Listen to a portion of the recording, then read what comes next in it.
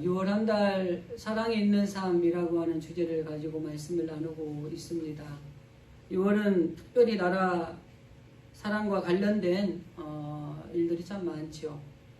그래서 이러한 시기에 우리가 정말 이 나라를 위해서 나라를 사랑하는 실천을 어떻게 하는 것이 정말 잘하는 것인가, 특별히 그리스도인으로서 이 나라를 사랑하는 우리들의 방법은 어떠한 것들이어야 되는가, 이런 말씀들을 나누고 있습니다.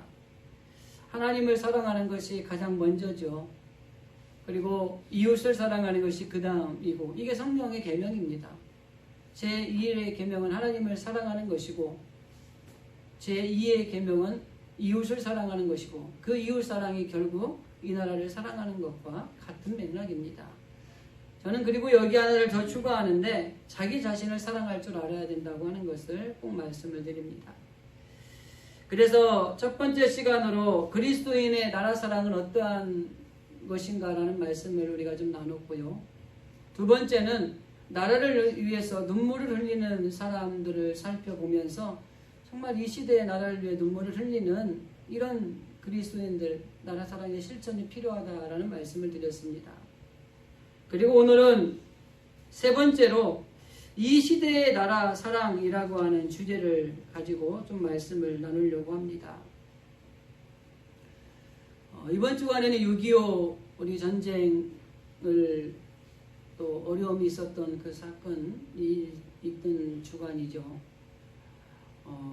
어제 그 전쟁기념관에서 결혼을 한 우리 목사님 딸이 있어서 갔다가 그 전쟁기념관을 잠깐 수박 고등학교 이렇게 훑어봤는데, 그 6.25 전쟁 때 우리나라에 와서 참전했던 용사들, 그 나라들이 쭉 기록이 되어 있고, 그 나라 국기 밑으로 그 6.25 때 참전했던 사람들의 이름이 쭉 기록이 되어 있는 모습이 있더라고요.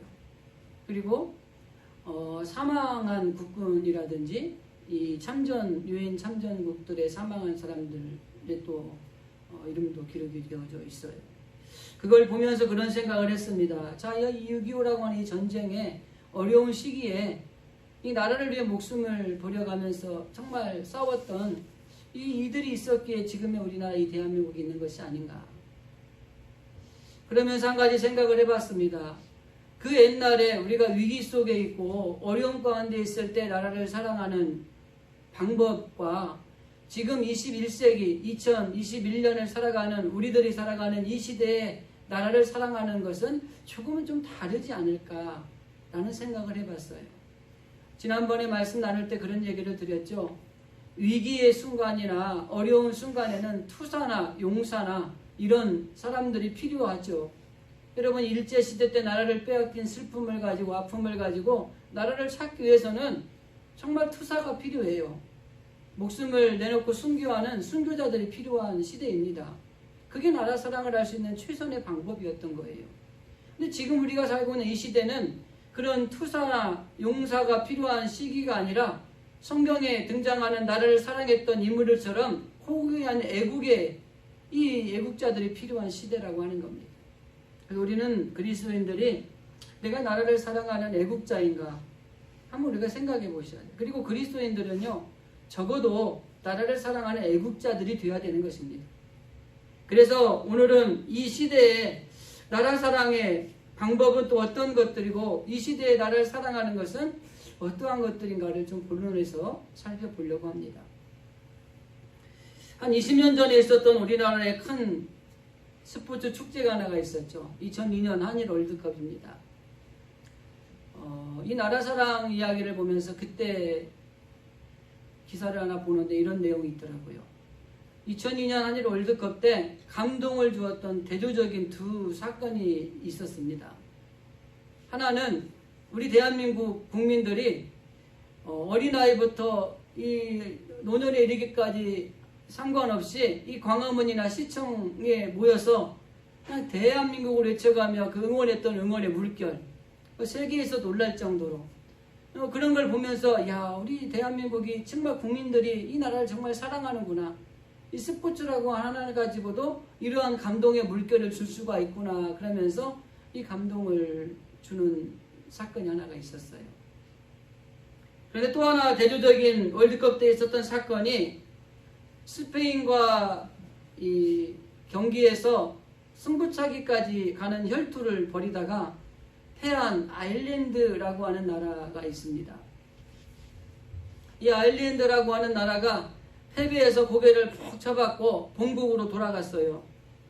본국에 돌아가서 공항에 도착을 해서 고개를 푹 숙이고 공항을 뻗어나가는데 그들을 기다리고 있었던 것은 수천 명의 국민들과 대통령이 친히 나와서 그들을 환호해주고 있는 거예요. 그런데 대통령이 한 사람 한 사람 악수를 하면서 이런 말을 합니다. 우리 조국, 우리나라를 위해서 여러분들이 대표해서 싸워준 것에 대해서 감사하다고, 그리고 그 공항에 나왔던 수많은 국민들이 환호와 같은 박수를 쳐주고 있는 모습을 보여주었어요. 광화문이나 시청에서 군중들과 감동을 하면서 느꼈던 이것은 어떻게 보면은 민족 동일성을 느끼는 승리의 감동이라고 할 수가 있습니다. 그런데 이 아일랜드 국민들이 보여줬던 이 감동은 성숙한 의식 앞에서 보여주는 도덕적인 승리를 보여주는 것이라고 하는 것입니다. 그래서 나라를 사랑하는 방법은 여러 가지가 있습니다. 승리를 해서 나라의 위상을 높여주거나 우월감을 가지게 하는 것으로서 나라를 사랑하는 방법도 있어요.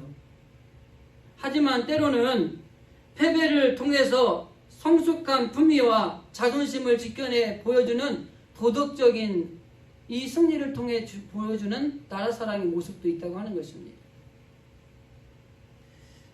그래서 우리가 나라를 어떻게 사랑하는 것이 올바르게 사랑하는 것인가를 좀 생각해 볼 수 있어요. 동일한 사건인데 이 콜롬비아에 그 당시 아는 분들 아실 거예요. 에스코바로라는 선수가 있었어요. 이 선수가 이 경기에서 열심히 뛰다가 자살골로 그 콜롬비아가 패배를 했습니다. 그래서 이 콜롬비아라는 이 나라가 이 치안이나 안전이 무방비 상태이고 또 이런 상황에서 이 국가대표 선수들이 돌아가면 위험에 처해있기 때문에 돌아가질 않았어요. 근데 에스코바르라고 하는 이 자살골을 넣은 선수가 내가 돌아가서 이거에 대한 분명한 것을 이야기를 필요할 필요가 있다 그러면서 선수들이 다 돌아가자는데 그 친구만 돌아간 거예요. 그리고 난 다음에 그 친구와 같이 어느 바에서 술을 한잔 먹고 있는데 그 축구 팬이 그 사람을 총으로 쏴서 죽인 거예요. 예, 똑같은 상황인데 패배에서도 국민들과 대통령이 나와서 위로와 찬사를 보내주는 이런 도덕적인 감동을 주는 국민, 나라 사랑하는 방법이 있는가 하면 그 일로 인해서 이 사람을 죽이는 이런 일들로 일어나는 경우도 있다는 것입니다. 저는 이 대한민국을 보면서 우리나라 국민들이 정말 나라를 사랑하는 이 척도가 어느 정도가 될까 그런 고민을 해본 적이 있습니다. 예전에 어른들은 정말 나라를 사랑하는 척도가 굉장히 높았어요. 그리고 아마 지금도 조사해보면 어른들하고 이 젊은이들하고의 척도는 굉장한 갭이 있을 것입니다. 지금의 젊은이들을 이 나라 사랑의 척도를 조사해보면 굉장히 낮다는 것입니다. 관심이 없다는 거예요. 나하고는 상관이 없고 어떻게 되든 간에 나만 잘 살면 되고 우리 가정만 잘 살면 된다고 하는 의식들이 강하다고 하는 것입니다. 그러다 보니까 나라 사랑의 척도가 예전에 비해서 너무 낮은 척도가 되어버린 거죠. 오늘 우리가 읽은 본문의 말씀은 사도 바울이 그 나라와 민족을 사랑하는 마음을 가지고 호소하고 있는 내용입니다. 구약의 선지자들처럼 이 바울 사도는 자기 국민에 대한 사랑하는 마음이 있었어요. 근데 자기 동족들로부터 오해를 받는 게 하나가 있었어요. 우리가 잘 아는 것처럼 사도 바울은 이방인을 복음을 전하기 위해서 선택받은 하나님의 사도였잖아요. 그러다 보니까 이방의 목표를 두고 복음을 전하는 거예요. 우리말로 말하면 우리 교회 오세요 이렇게 전도를 해야 되는 게 맞는데 아무 교회나 가서 돼요 이렇게 전도를 하는 거예요. 그러니까 우리 교회 목사님이 볼 때는 아이 저 사람 우리 교회를 사랑하고 있는 거 맞아? 이렇게 보는 거예요. 바울한테. 그것을 의식했는지 바울이 오늘 읽은 본문에 보면은 나는 그리스도 안에서 주님과 연합된 사람입니다. 이게 그의 신학적인 바탕이에요. 그러니까 여러분들이 믿는 그 하나님, 그 예수님을 나도 온전히 믿고 있습니다. 그리고 성령 안에서 내가 여러분들을 너무 사랑합니다. 그런데도 사람들이 의심의 눈초리를 가지고 있으니까 오늘 우리가 그 본문의 말씀을 이야기하는 거예요. 여러분들이 하나님 앞에 정말 구원받고 하나님 앞에 온전한 복을 누리는 것이라면 내가 어떻게 돼도 상관이 없습니다. 이렇게 호소를 하면서 내가 이 우리 국민을 너무 사랑하고 있다는 것을 호소하고 있는 내용이 우리가 읽은 본문 말씀이에요. 지난주에도 말씀을 드렸던 것처럼 오늘날 우리가 살아가는 이 시대의 나라 사랑은 우리가 위기나 어려운 가운데 처했을 때와는 조금 다른 나라 사랑의 방법을 가지고 우리가 나라 사랑을 실천해야 된다고 하는 것입니다. 그래서 가장 기본적인 것들을 지켜나가는 게 필요해요. 그래서 우리에게 준 자연 그리고 문화유산 이런 것들을 아끼고 소중하게 여기는 것도 사실은 나라를 사랑하는 것입니다. 옛날 어른들은 이 공공기관에 있는 휴지나 뭐 공공기관에 있는 수도나 이런 것들을 막 물 틀어놓고 막 휴지를 많이 쓰지 않고 막 이렇게 쓰는 거예요. 저도 종종 이 화장실에 가면 이렇게 휴지가 이렇게 큰 통으로 이렇게 되어 있잖아요. 그럼 손 씻고 팍 해갖고 닦고 탁 버리는 거예요. 별로 아깝게 생각도 안 하고요. 내 것이 아닌 것이라는 생각을 가지고 있는 거예요. 사실 원칙을 크게 보면은 우리의 것인데, 그죠? 근데 옛날 어른들은 그걸 갖다가 막 두 쪽만 해가지고 닦으시고, 물도 요즘 젊은 사람들은 틀어놓고 막 계속 씻는 거예요. 비누칠 하면서 물은 새. 그리고 또 막 해. 근데 어른들은 탁 꺼놓고 비누칠하고, 또 탁 켜고 비누칠 없애고 그래요. 이 차이가 있어요. 가장 기본적인 것들을 실천하는 게 이게 나라 사랑이거든요. 저도 그런 부분은 좀 약하다는 게 가끔 보여지더라고요. 오늘 본문에 이 나라 사랑의 모습을 보여주는 이 바울의 모습을 통해서 우리가 생각할 수 있는 것은 정말 이 시대에 살아가는 우리 나라 사랑의 실천은 어떤 것들이어야 되는가 그런 생각을 해봅니다. 그래서 우리가 기본적으로 알고 있는 거 몇 가지는 말씀을 드리고 그 정말 나라를 사랑하는 것이 어떤 것인가를 또 우리가 계속해서 반복적으로 했던 것들을 정리하면서 오늘 말씀을 마무리하도록 하겠습니다. 이 시대의 나라 사랑의 실천은 어때야 되는가 한 3가지 정도만 잘 아는 걸로 우리가 설명을 좀 하겠습니다. 첫 번째는 책임과 의무를 다 하는 것이 나라 사랑을 실천하는 것입니다. 내가 어떤 권리를 주장하려고 하면은요, 내게 주어진 책임과 의무를 감당했을 때 권리를 주장할 수 있습니다. 그런데 내가 해야 될 책임과 의무는 하지 않고 권리만 주장하면은 잘못된 거예요. 우리 어릴 때 교육을 통해서 우리나라 국민의 3대 의무가 여러분 뭔지 아시나요? 요즘 젊은 사람들 안 모르겠어요. 3가지 있죠. 국방의 의무, 납세의 의무, 또 하나가 뭐죠? 교육의 의무. 3가지가 우리나라의 3대 국민 의무입니다. 그리고 이 의무를 다 하는 것이 나라를 사랑하는 것이에요. 그래서 남자는 군대를 가야 되는 거죠. 그리고 세금을 잘 내야 되는 거죠. 그죠? 그리고 교육에 받을 권리가 우리에게는 있고 교육을 받아야 되는 의무가 있는 겁니다.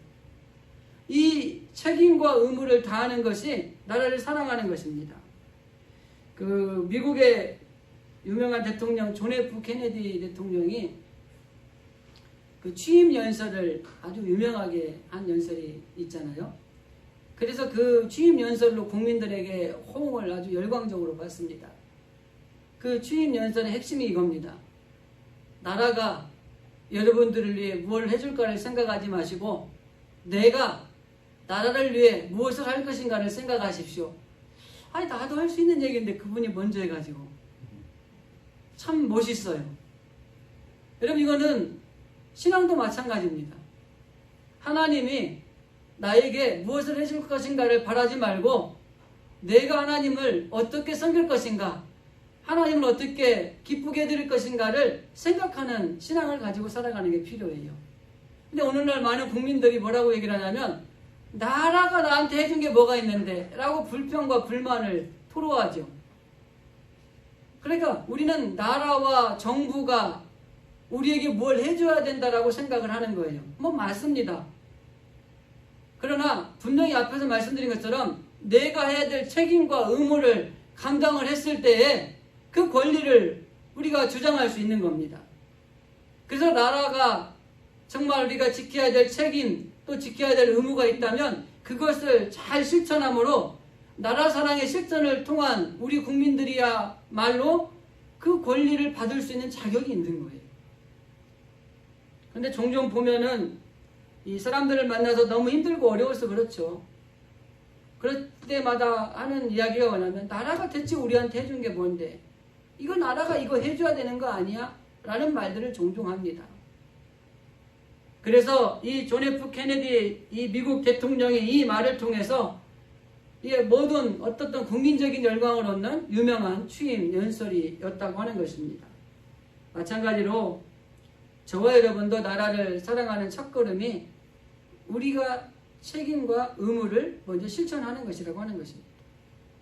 큰 것도 있을 수 있지만 작은 것부터 실천하는 것이 나라 사랑하는 거예요.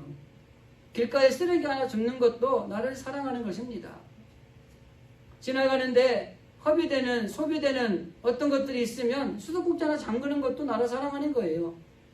그리고 위기의 순간에 목숨을 내걸고 폭탄을 던지고 죽을 것 뻔히 알면서 총으로 저격을 하는 것도 나라를 사랑하는 거예요. 그래서 우리는 책임과 의무를 가지고 나라 사랑에 실천하는 것이 가장 중요하다고 하는 것입니다. 마가복음에 보면은 예수님을 흠잡으려고 하는 사람들이 예수님한테 이런 질문을 합니다. 우리가 로마에 이 지배를 받고 있는데 저 사람들이 우리 보고 세금을 내라고 하는데 우리가 세금 내야 됩니까? 이렇게 물어보는 거예요. 그때 예수님이 뭐라 그래요? 로마의 그 당시에 황제 가이사에게 이야기를 하면서 가이사의 것은 가이사에게, 하나님의 것은 하나님께 드리면 된다. 이렇게 이야기를 해요. 이 말에는 뭐냐면 내가 속해 있는 이 나라의 책임과 의무를 감당해야 되는 것이 맞다고 하는 것입니다. 근데 우리 신앙인들 가운데 너무 이렇게 좀 심취해 있고 보수적으로 이렇게 빠져 있는 분들은 이 나라에 대해서 반감을 가지는 것들이 참 많은 거예요. 근데 사실 성경은 분명히 우리에게 가르쳐 주는 게 이 하나님의 백성들은 나라가 하는 일에 복종해야 될 것들도 분명히 말씀하고 계세요. 이 복종이라는 말을 너무 부정적인 게 아니라 책임과 의무를 다 해야 되는 게 맞다는 말로 표현하면 되는 것입니다. 그래서 우리는 나라 사랑을 향하여 이 주시는 교훈, 결국 내가 사는 이 나라가 내 마음에 들던 내 마음에 들지 않던 우리가 해야 될 책임과 의무는 우리가 당연하게 감당해야 되는 것이 이 나라를 사랑하는 실천하는 첫 번째 걸음이다. 이거를 말씀을 하고 있는 것입니다. 그리스도인으로서 우리가 하나님을 잘 믿는 성숙한 사람들이라면 적어도 하나님을 섬기는 만큼 이 나라 이 민족이 정말 하나님 앞에 잘 되는 나라가 되기 위해서 우리가 해야 될 책임과 의무를 다 하는 것, 이것이 나라 사랑의 실천의 첫 번째라고 하는 것입니다. 두 번째는 의롭고 바르게 사는 것입니다. 나라를 사랑하는 것 중에 최고의 것은 의롭게 사는 거예요. 우리 잠언의 말씀에 보면은 이런 말씀이 있습니다. 의인은 나라를 영화롭게 하고 죄는 백성을 욕되게 한다라는 말이 있어요. 결국 의롭게 살아가는 것이 나라가 영화롭게 되고 의롭게 살아가는 국민들이 많은 나라가 결국 복된 나라, 부강한 나라가 되는 겁니다. 지난주에 말씀드린 것처럼 거짓이 난무하는 시대에 살아가는 이 시대에 의롭고 바르게 살아가는 국민들이 많은 나라가 결국 하나님이 그 나라를 책임져 주시고 그 나라 국민들을 통해서 부강한 나라로, 복받는 나라로 세워주시는 거예요. 지난번에도 말씀을 드렸던 것처럼 분명한 것은 하나님과의 관계가 어떠냐가 중요하다고 하는 것입니다.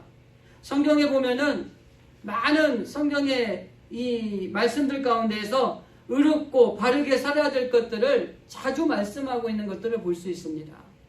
그 중에 대표적인 말씀 두 군데만 말씀을 드리면 신명기 16장에 보면은 너는 마땅히 공의를 쫓으라. 그리하면 내가 살겠고 내 하나님 여호와께서 내게 주시는 땅을 얻게 될 것이다.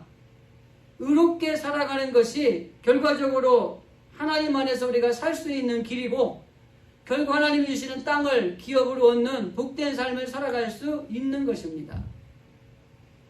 오늘날 이 시대는 의롭게 살면 바보라는 이야기들을 종종 해요. 세상 사람들의 시각에는 그럴 수 있습니다. 하나님이 보실 때 의롭게 사는 것이 사는 길이고 결과적으로 하나님이 예비하신 복을 받는 길이라고 하는 것을 신명기에서 분명히 말씀하고 있습니다. 우리가 잘 아는 정의의 선지자인 아모스 선지자도 그의 책에서 이렇게 말합니다. 오직 정의를 물같이 공의를 강같이 흐르게 할지어다. 의롭게 사는 것을 우리가 실천해야 될 것을 분명하게 말씀하고 있는 것입니다. 그래서 세상 사람들보다 적어도 하나님을 믿는 저와 여러분이 더 의롭고 더 공의롭게 살아가는 것이 필요하다고 하는 거예요. 그리고 늘 말씀드리지만 세상 사람들은요, 우리에 대한 믿음이 너무 좋아요. 예수 믿는 사람은 그러면 안 된다고 생각을 해요. 자기들은 그럴지라도 이 믿음에 우리가 부합하기 위해서는 세상 사람들보다 조금 더 의롭게 살아야 되고 좀 손해보면서 공의를 추구하며 살아가는 게 우리 믿는 사람들이 걸어가야 될 길인 거예요. 그러지 않으려면 예수를 안 믿어야 됩니다. 하나님의 나라가 확장이 되고 하나님의 뜻이 이루어지는 이런 일들은 결국 이렇게 공의롭고 의롭게 살아가는 사람들, 국민들을 통해서 그 나라에 하는 이루어지는 축복이라고 하는 것입니다. 제가 늘 말씀드리지만 이 대한민국이 이렇게 잘 사는 거요, 여러분 당당하십시오. 여러분들이 나라를 위해 기도했기 때문에 잘 사는 거예요. 거꾸로 얘기하면 제가 나라를 위해서 기도하지 않으면 이 나라 어려움에서 벗어나기 힘들고요, 정말 힘든 나라가 되는 거예요. 근데 저는 그래서 기도할 거예요. 왜? 나라가 잘 살으니까 좋더라고요. 못 사는 나라보다 훨씬 낫더라고요. 선교회, 동남아 지역에 선교를 갔는데, 비민촌에 갔는데 너무 비참해요. 나라가 못 사니까 그런 거예요. 우리나라 나라 잘 사니까요, 너무 풍요로워요. 너무 남아돌아요. 옷도요, 찢어져서 못 입는 게 아니라 유행을 타서 받고 입는 거예요. 그 동남아 갔더니 걔들은 옷이 없어서 벗고 살아요. 남자 꼬맹이들은 꼬추를 다니고 달랑달랑 다니는 거. 왜 벗고 다녀? 옷이 없다는 거예요. 나라가 잘 살아야 돼요. 그래서 저는 나라를 위해서 기도할 거예요. 그리고 내 덕에 우리 대한민국은 부강한 나라가 될 거예요. 이런 자부심을 가지십시오. 소돔과 고모라 성이 멸망한 것은 그 성에 의인 10명이 없어서 그랬어요. 나라가 멸망하는 건 의로운 사람이 없으면 나라는 망하게 되어 있습니다. 화산이 폭발해서 그 휘창한 폼페이라고 하는 도시가 형체도 없이 사라져 버렸잖아요. 그 도시의 특징이 음란과 폐역입니다. 의롭고 바르지 않게 살아가는 도시는 멸망하게 돼 있어요. 그런데 멸망을 해야 되는데도 멸망하지 않는 경우도 있어요. 요나서를 보면은 니느웨 성이 하나님의 심판의 선고가 대상이 됐어요. 니느웨를 멸망시킬 것이다. 하나님이 결정을 하신 거예요. 그리고 그 요나를 통해서 이 나라의 민족을 향해 다시 한번 기회를 준 겁니다. 그래서 요나가 이리 가다 저리 가다 하다가 결국에 니느웨에 가서 복음을 전파를 하잖아요. 하나님이 이 성을 3일 안에 며칠 안에 멸망시킬 겁니다. 여러분 회개하고 돌아와야 됩니다. 이 말을 들은 니느웨 성에 있는 사람들, 가축들까지도, 가축들이 회개를 했는지 모르겠어요. 회개를 하기 시작을 합니다. 금식을 선포하고 기도하기 시작을 합니다. 그러니까 망해야 될 이 니느웨 성에 하나님이 구원해 주시잖아요. 이 기준은 뭡니까? 그곳에 의롭고 공의롭지 않은 패역하고 음란한 도시는 결국 멸망하게 된다는 거예요. 그러나 의로운 자, 회개하고 하나님께 돌아오는 사람들이 있는 민족이 많은 그 성, 그 민족은 하나님이 다시 기회를 주신다고 하는 것입니다. 에레미야 선지자는 우리가 지난주에 살펴봤지만은 이 하나님을 떠난 백성들이 패역한 도시에서 힘들고 그런 어려움을 살고 있으니까 이 눈물을 흘리는 거예요. 이 멸망을 앞둔 이 민족들을 보니까 너무 마음이 아픈 거예요. 눈물을 흘려가며 기도하는 거예요. 이 말씀은 결국 공의와 의롭고 바르게 사는 것이 얼마나 중요한 것인가를 보여주고 있다고 하는 것입니다. 주어진 환경이나 어떻게 보면은 세상이 힘든 것들이 많이 있지만은 그것들을 탓하고 살아갈 것이 아니라 그럼에도 불구하고 우리가 의롭게 그리고 바르게 살아가면 하나님은 그 민족, 그 나라를 그리고 그 가정과 그 개인을 하나님은 책임져 주신다고 하는 것입니다. 그래서 바르게 사는 게 중요한 거예요. 제가 종종 여러분들에게 말씀드릴 때 예수는 어떻게 믿어야 됩니까? 라고 물을 때 올바르게 믿는 게 중요합니다. 죄라는 그 단어의 원어가 하마르티아거든요. 죄가 뭐냐면 원래 가야 될 관역에서 벗어나는 게 죄입니다. 그리고 회개는 벗어나는 것에서 돌아와서 원래로 돌아가는 게 회개예요. 그렇기 때문에 우리가 잘못된 길을 가려서 가는 거는 이게 의롭지 못하고 올바르지 못한 것입니다. 천천히 가더라도 올바르게 가는 게 그게 좋은 거예요. 그래서 우리는 철저하게 의롭고 바르게 살아가는 것이 이 나라를 사랑하는 실천의 모습이라고 하는 것입니다. 우리가 한 가지 더 말씀을 드리는 것은 지난번에 말씀드린 거니까 큰 제목만 좀 말씀드리고 간단히 설명하겠습니다. 하나님과 이웃과 나라를 사랑하는 것입니다. 그 개인이나 아니면 가정이 무너지는 경우가 뭐냐면 사랑이 없어서 무너지는 겁니다. 사랑이 없는 가정은 화목하지 못하고 불화하죠. 사랑을 식어진 이 관계는 결국 불화한 관계가 될 수밖에 없는 것입니다. 그래서 하나님을 사랑하지 않으면 하나님과 관계가 멀어지게 돼 있어요. 그리고 이웃을 사랑하지 않고 나라를 사랑하지 않으면 나라와 나와는 따로 국밥이 되게 돼 있어요. 근데 대한민국 국민으로 우리가 있는 한 이 나라와 나는 연결되어져 있을 수밖에 없는 것입니다. 따로 떨어질 수가 없는 거예요. 나라가 잘 돼야 개인의 행복도 보장이 되는 거고요. 가정의 화목도 보장이 되는 겁니다. 아까도 언급드렸지만은 저 동남아 지역의 빈민촌에 가면 너무 비참해요. 지난주에 말씀드린 것처럼 북미와 남미로 떠난 사람들의 사고와 생각의 차이 때문에 지금도 이 북미와 남미의 삶은 극과 극을 달리고 있는 삶을 살아가고 있다고 말씀드렸잖아요. 어떤 기준을 가지고 우리가 살아가느냐가 굉장히 중요하다고 하는 것입니다. 그래서 하나님을 사랑하는 것이 결국 진정 나라를 사랑하는 것입니다. 그리고 이웃을 사랑하는 것이 결국 나라를 사랑하는 것이에요. 그래서 우리는 하나님을 사랑하고 이웃, 즉 이 나라를 사랑하는 것이 우리 그리스도인들 안에서 몸에 배어 있어야 되는 것입니다. 그리고 또 하나 우리가 생각할 수 있는 것 중에 중요한 요소가 바로 이 구약의 선지자들의 이야기입니다. 이 구약의 선지자들을 보면은 모두가 나라를 사랑하는 애국자였다고 하는 것입니다. 느헤미야도 그랬고 다니엘도 그랬고 에스더도 그랬고 이사야도 그랬습니다. 나라와 이 민족을 위해서 정말 회개를 외치고 또 돌아올 것을 외치고 그리고 목숨을 내걸고 죽으리라는 심정으로 그 민족의 구원을 위해서 왕 앞에 나아가서 또 아련하기도 하고 정말 이 나라의 민족을 생각하며 왕의 명령을 어기면서까지 예루살렘 성을 향하여 창문을 열고 하루에 3번씩 기도하며 이 민족을 위해서 정말 기도하는 다니엘의 모습. 여러분, 우리가 이 그리스도인들이 바로 이러한 모습이 필요해요. 나라를 위해서 사랑을 실천하는 것은 그 나라를 사랑하는 기도하는 일에 우리가 중점을 두는 것이 필요하다고 하는 것입니다.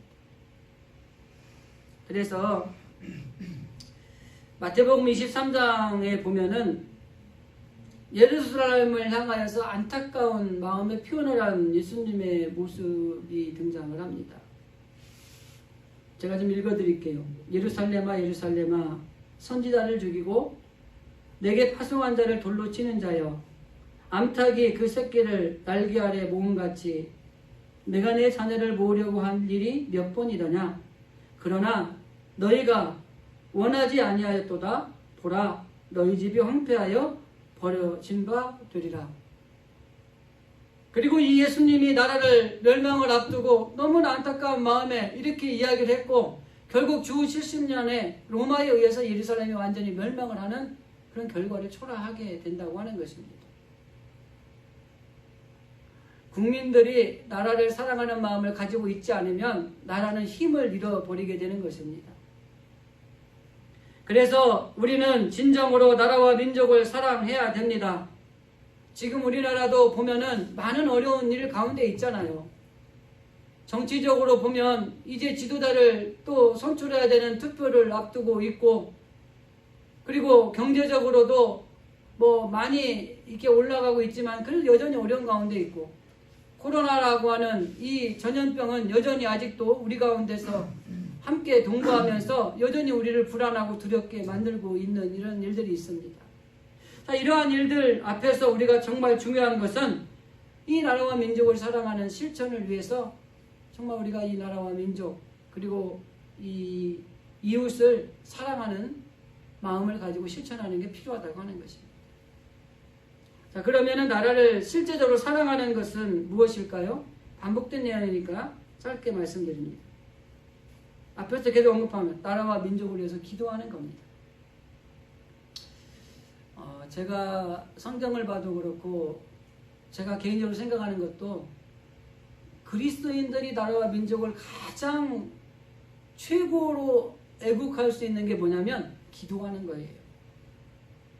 그래서 이 그리스도인들이 나라와 민족을 위해서 정말 기도 많이 합니다. 다시 한번 강조합니다. 우리 그리스도인들이 이 나라의 민족을 위해 기도했기 때문에 이 나라가 이렇게 잘 사는 나라가 된 거예요. 정치인들이 정치를 잘하고 뭐 경제인들이 무역을 잘하고 아니에요. 그리스도인들이 이 나라의 민족을 하나님 잘 사는 나라, 부강한 나라, 정말 세계 위상을 펼치는 나라가 되게 해달라고 청렴한 나라, 그리고 모든 정치 지도자나 경제인들이 올바르게 제대로 정치하고 정말 사업을 운영할 수 있도록 해달라고 기도했기 때문에 하나님이 그들에게 복을 주어서 정치하게 하시고 하나님이 그들을 위해서 사업하게 하시고 외국에 나가서 일할 때 잘 체결되게 하시고 모든 게 잘 되게 하셔서 이렇게 잘 사는 나라가 된 거예요. 그래서 쭉 내려가고 뿌리가 어디예요? 저와 여러분이 기도했기 때문에 그런 겁니다. 자부심을 가지십시오. 그리고 지금까지 혹시 나라와 민족을 위해 기도에 소홀히 했다면 기도하는 일에 최고의 애국을 표현하시기 바랍니다. 성경에 보면은 그러한 일들이 많습니다. 히스기야가 블레셋이 쳐들어와서 나라가 위태로울 때 하나님 앞에 벽을 향하여 기도합니다. 싸우지도 않고 전쟁을 승리하는 놀라운 축복의 승리를 가져오게 됐어요. 여러분, 나라의 멸망 위기에 하나님 앞에 기도했더니 하나님이 그 나라를 구원해 준 거지 군사력이나 뭐 이게 힘이 좋아서 무기가 좋아서 아니에요. 공자의 제자인 자강이 공자에게 물었잖아요. 가장 우리 행복하게 사는 비결이 뭡니까? 그 중에 도덕적인 신이 최고다. 그러면서 제일 꼴찌가 뭐예요? 군사력이었어요. 전쟁에서 승리하는 것은 하나님 앞에 우리가 기도해서 하나님이 얼마나 그 기도를 통해서 우리에게 승리를 주시느냐가 중요한 거지, 무기가 많고 군인이 많은 것이 승리의 비결이 아니라고 하는 것입니다. 그런 사건은 많아요. 모세도 아말렉과의 전쟁을 통해서 전쟁이 시작이 됐는데 여호수아를 비롯한 장수를 나가서 싸웁니다. 그리고 모세는 산 위에 올라가서 기도를 하는 거예요. 손을 올리고 하나님 앞에 기도했더니 우리 편이 이기는 거예요. 너무 힘들어서 손을 내리고 기도를 쉬었더니 우리 편이 지는 거예요. 여러분, 군사력에 의해서 승리했습니까? 하나님 앞에 기도한 모세가 하나님 앞에 기도했을 때 하나님이 그 전쟁을 승리로 이끌어 주신 거예요. 사무엘도 이 백성들이 나라가 위기에 처했을 때 모든 사람들을 미스바에 모기라고 금식을 하며 기도를 하기 시작을 했습니다. 그리고 그 기도를 통해 결국 승리의 결과를 맞이하게 됐다고 하는 것이에요. 결과적으로 이 나라의 민족을 사랑하는 정말 중요한 요소는 우리 그리스도인이 제일 잘하는 거, 기도하는 것입니다. 그래서 지금도 우리는 코로나라 어려움이 있고 또 여러 가지 많은 일들이 있지만은 이 나라의 문제를 가지고 우리가 기도하면 하나님이 그 기도를 들으시고 이 문제를 해결해 주시고 위기에서 건져주시고 그리고 잘 해결되는 승리를 주시는 놀라운 축복이 임하는 거예요. 질병청, 의료진, 정부 애를 써서 코로나를 막고 있습니다. 여러분, 이 코로나의 해결은 믿는 자들이 더 열심히 기도할 때 해결되는 거예요. 그들의 수고와 그들의 노력과 그들의 애씀을 필요 없다고 생각하는 게 아닙니다. 수고하고 애쓰고 노력하는 손길들 위에 하나님 앞에 기도할 때 하나님이 은혜를 베풀어 주셔야지 이 모든 것들이 다 회복될 수 있을 줄로 믿습니다. 그래서 나라를 위해 기도하는 것이 최고로 나라 사랑하는 첫 번째 모습이고요. 또 한 가지는 정말 우리가 믿는 자들이 이 시대에 파수꾼이 되어야 된다고 하는 거예요. 전쟁에서 이기려면 군인들이 잘 깨어서 싸워야지 이기는 겁니다. 저는 6.25 전쟁을 글로만 배운 세대라 잘 모릅니다. 그러나 그 죽음을 무릅쓰고로 처절한 이 전투들을 포기하지 않고 싸웠던 군인들이 있었기에 정말 이 나라가 적화통일되지 않고 지금 남북이 나눠져 있지만은 여러분이 잘 사는 이 민족 국민으로서 살아가고 있는 것입니다. 마찬가지로 우리 그리스도인들은 시대적 파수꾼들이 되어야 되는 것입니다. 영적인 파수꾼도 돼야 되고요. 윤리적이고 도덕적인 파수꾼도 돼야 돼요.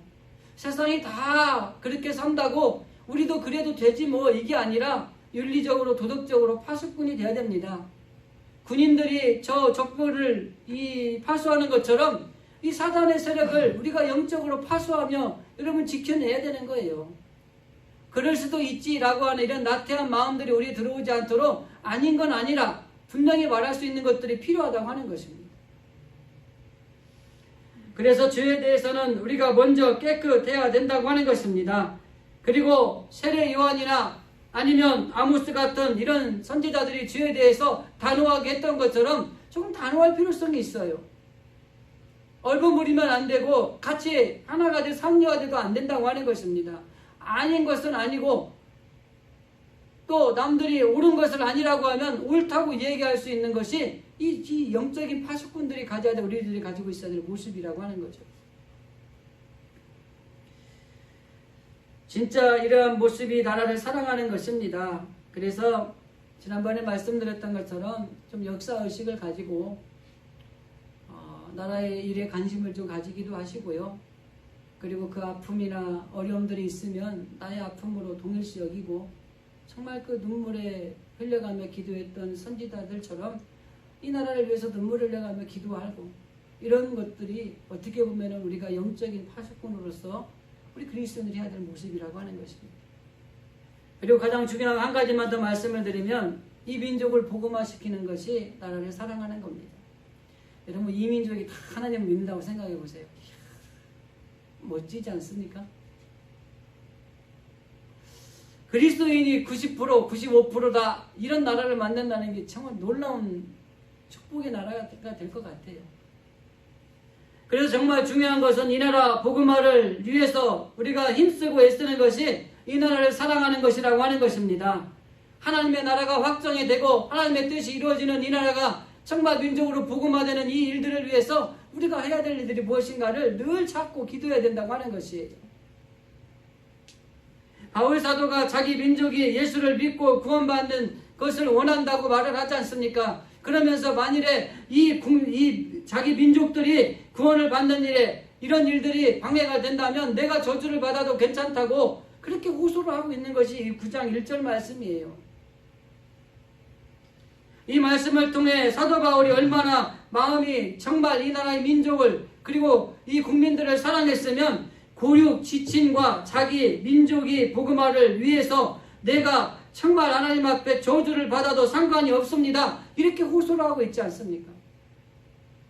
이 민족이 복음화되는 일에 정말 내가 하나님 앞에 정말 저주를 받고 좀 힘들고 어려운 일이 있다고 할지라도 이 민족 복음화를 위해서 제가 할 수 있는 일을 하겠습니다. 이게 바로 바울이 가진 그 민족을 사랑하는 동족에 대한 호소였다고 하는 것입니다.